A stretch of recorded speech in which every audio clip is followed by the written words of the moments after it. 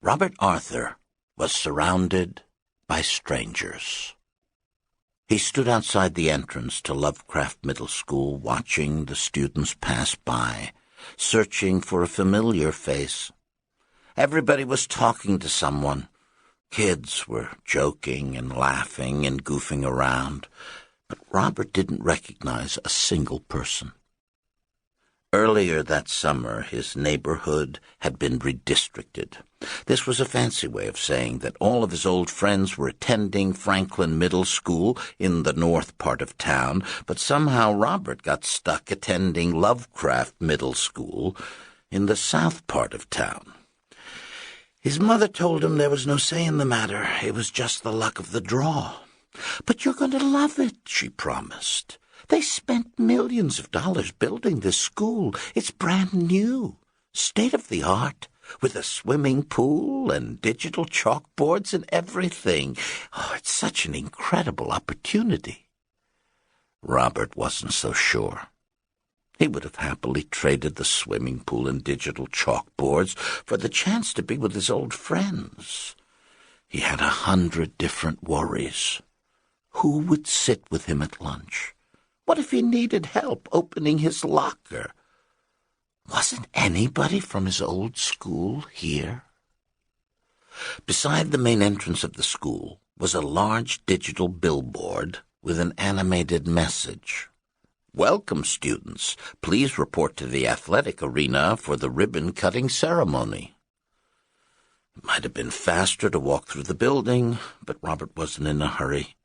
He took his time, circling the outside of the school, marveling at how quickly it seemed to have sprung from the earth. 6 months earlier, this was all abandoned farmland, full of weeds and mud puddles and sticker bushes. Now there was a 4-story classroom building, tennis courts, a baseball diamond, and lush green grass as far as the eye could see. When Robert reached the athletic stadium, the bleachers were packed with spectators. Students, teachers, parents, news reporters, everyone in town had come to witness the ribbon-cutting ceremony. Everyone except Robert's mother, a nurse who worked the early shift at Dunwich Memorial Hospital. Most mornings she was out the door before Robert woke up, so she rarely attended school presentations or class trips. Sometimes this bothered Robert, but today he was grateful. He knew the only thing more embarrassing than sitting alone at his new middle school would be sitting with his mommy. All the other kids were sitting with their friends. Robert climbed halfway up the bleachers and squeezed between 2 clusters of giggling girls. He tried smiling at them. None of the girls smiled back.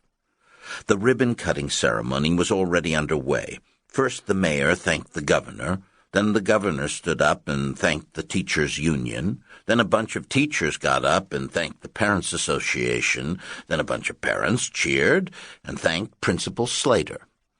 Finally, Principal Slither stood up with oversized scissors and sliced the long green ribbon in half. At precisely that moment, the clouds turned gray, and a low drum of thunder rolled across the sky. It was weird, Robert thought. Just 1 minute ago it had been a perfectly pleasant and sunny day. Now suddenly it looked like rain. Fortunately, the ceremony was almost over. The grand finale was a special performance by the Dunwich High School Marching Band, complete with drums, brass, and color guard. They paraded across the field, playing "The Stars and Stripes Forever."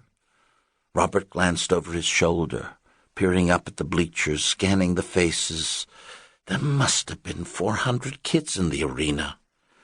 He knew that sooner or later he'd have to recognize someone. And then he did.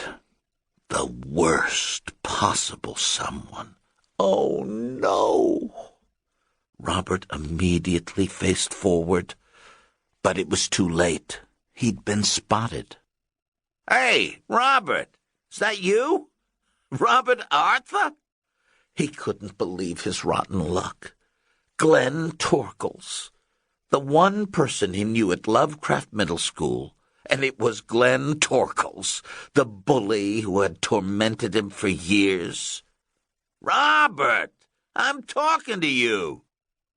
Definitely Glenn Torkles. Robert tried ignoring him. His mother used to tell him to ignore the bullies, and eventually they would leave him alone. Yeah, right. "I know that's you, Robert. I got a real good memory, and I never forget a face." Something slimy hit the back of Robert's neck. He reached up and peeled it off.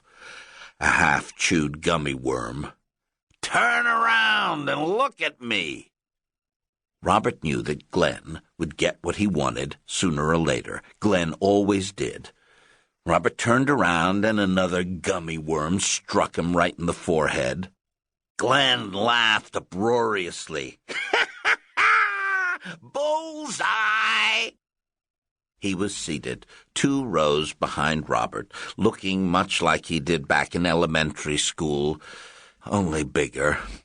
He wore the same green army jacket and the same grubby blue jeans. His dark blonde hair was still plastered to his forehead, still looking like he'd cut it himself with dull scissors. Glenn had always been the biggest kid in the class, but over the summer he'd ballooned into the Incredible Hulk.